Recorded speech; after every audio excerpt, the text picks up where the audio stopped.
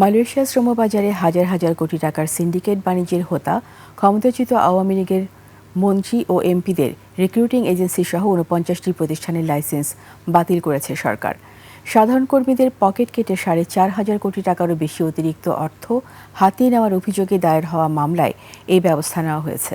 সিরাত আল মুস্তাকিমের রিপোর্ট। মালয়েশিয়ার শ্রমবাজারকে জিম্মি করে রাখা বহুল আলোচিত সিন্ডিকেটের টুটি চেপে ধরেছে সরকার। অনিয়ম ও অর্থ আত্মসাতের দায়ে একযোগে বাতিল করা হয়েছে মোট ৪৯টি রিক্রুটিং এজেন্সির লাইসেন্স। লাইসেন্স হারানো এই ৪৯টি প্রতিষ্ঠান জুড়েই ছিল ক্ষমতাচ্যুত আওয়ামী লীগ সরকারের রাজনৈতিক দাপট। সাবেক অর্থমন্ত্রী আহা মুস্তাফা কামালের স্ত্রী ও কন্যার দুটি এজেন্সি, সাবেক এমপি বেনজির আহমেদ, নিজামুদ্দিন হাজারি এবং সাবেক এমপি মাসুদ উদ্দিন চৌধুরীর রিক্রুটিং এজেন্সি রয়েছে তালিকার শীর্ষে। এছাড়াও বিতর্কিত ব্যবসায়ী নূর আলী ও রুহুল আমিন স্বপনের এজেন্সি সহ মোট ৪৯টি প্রতিষ্ঠান পুরো মালয়েশিয়া রুট নিয়ন্ত্রণ করত। প্রবাসী কল্যাণ মন্ত্রণালয় জানায়, বৈদেশিক কর্মসংস্থান আইন অমান্য করে আদালতে অভিযোগপত্র গৃহীত হওয়ায় জনস্বার্থে এই ৪৯টি এজেন্সির লাইসেন্স প্রত্যাহার করা হয়েছে।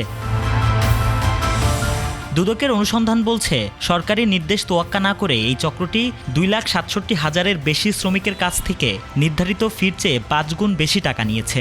এভাবে সাধারণ মানুষের পকেট থেকে তারা মোট ৪,৫৪৫ কোটি ২০ লাখ টাকা অতিরিক্ত হাতিয়ে নিয়েছে। আওয়ামী লীগ সরকারের পতনের পর এই চক্রের বিরুদ্ধে ৬০টি মামলার উদ্যোগ নিয়েছে দুদক। রাজনৈতিক প্রভাব খাটিয়ে তৈরি করা ৪৯টি এজেন্সির এই সিন্ডিকেট ভাঙায় শ্রমবাজারে এবার শৃঙ্খলা ফিরবে বলে আশা করছেন সংশ্লিষ্টরা।